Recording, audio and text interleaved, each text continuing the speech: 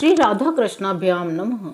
भगवान श्री कृष्ण की कथाओं का आश्रय लेने वाले भक्तजनों, मैं संध्या रानी महात्मा वेद व्यास जी एवं गुरुजनों की आज्ञा से श्रीमद् भागवत महापुराण के अष्टम स्कंद के 15वें अध्याय को आरंभ करती हूँ। अध्याय 15, राजा बलि की स्वर्ग पर विजय।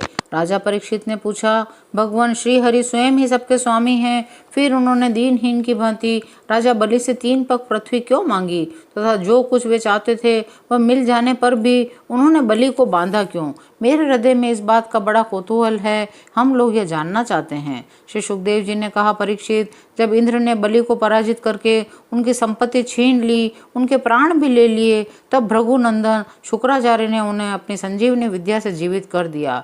इस पर शुक्राचार्य जी के शिष्य महात्मा बलि ने अपना सर्वस्व उनके चरणों पर चढ़ा दिया। वे तन मन से गुरु जी के साथ ही समस्त भृगुवंशी ब्राह्मणों की सेवा करने लगे। इससे प्रभावशाली भृगुवंशी ब्राह्मण उन पर बहुत प्रसन्न हुए। उन्होंने स्वर्ग पर विजय प्राप्त करने की इच्छा वाले बलि का महाअभिषेक की विधि से अभिषेक करके उनसे विश्वजीत नामक यज्ञ कराया। यज्ञ की विधि से हविषों के द्वारा जब अग्नि देवता की पूजा की गई, तब यज्ञ कुंड में से सोने की चद्दर से मढ़ा हुआ एक बड़ा सुंदर रथ निकला।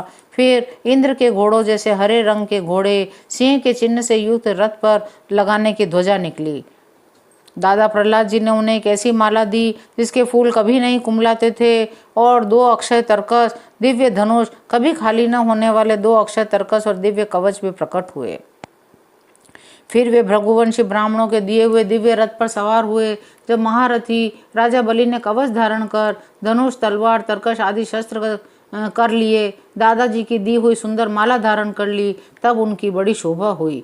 राजा बलि ने इस प्रकार बहुत बड़ी आसुरी सेना को लेकर उसका युद्ध के ढंग से संचालन किया।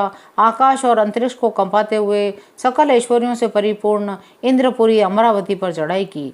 देवताओं की राजधानी अमरावती में बड़े सुंदर सुंदर नंदनवन आदि उद्यान और उपवन हैं। उन उद्यानों और उपवनों में पक्षियों के जोड़े चहकते रहते हैं। मधुलोभी भौरे मत वाले होकर गुनगुनाते रहते हैं।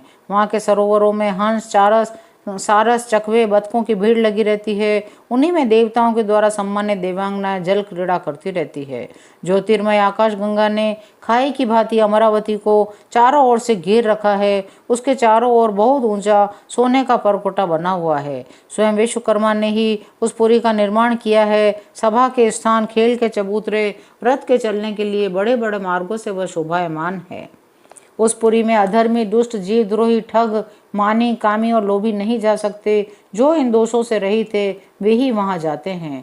असुरों की सेना के स्वामी राजा बलि ने अपनी बहुत बड़ी सेना से बाहर की ओर सब ओर से अमरावती को घेर लिया। इंद्र पत्नियों के हृदय में भय का संचार करते हुए उन्होंने शुक्राजी के द्वारा दिया हुआ महान शंख बजाया। उस शंख की ध्वनि सर्वत्र फैल गई।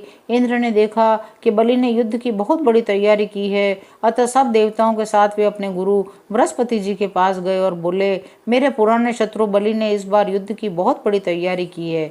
मुझे ऐसा जान पड़ता है कि हम लोग उसका सामना नहीं कर सकते। पता नहीं किसकी शक्ति से इसकी इतनी बढ़ती हो गई है। मैं देखता हूँ इस समय बलि को कोई भी किसी प्रकार से रोक नहीं सकता। वे प्रलय की आग के समान बढ़ गए हैं और जान पड़ता है मुख से विश्व को पी जाएंगे, जीभ से दशों दिशाओं को चाट जाएंगे, नेत्रों की ज्वाला से दिशाओं को भस्म कर देंगे।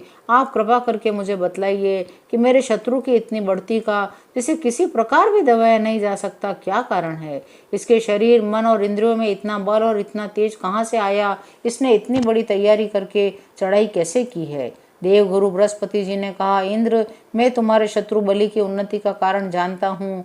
ब्रह्मवादी भृगुवंशियों ने अपने शिष्य बलि को महान तेज देकर शक्तियों का खजाना बना दिया है। सर्वशक्तिमान भगवान को छोड़कर तुम या तुम्हारे जैसा और कोई भी बलि के सामने उसी प्रकार नहीं ठहर सकता जैसे काल के सामने प्राणी। इसलिए तुम लोग स्वर्ग को छोड़कर कहीं छिप जाओ। उस समय की प्रतीक्षा करो जब तुम्हारे शत्रु का भाग्य चक्र पलटे। इस समय ब्राह्मणों के तेज से बलि की उत्तरोत्तर वृद्धि हो रही है। उसकी शक्ति बहुत बढ़ गई है। जब यह उन्हीं ब्राह्मणों का तिरस्कार करेगा तब अपने परिवार परिकर के साथ नष्ट हो जाएगा। देवताओं के छिप जाने पर विरोचन नंदन बलि ने अमरावतीपुरी पर अपना अधिकार कर लिया और फिर तीनों लोगों को जीत लिया।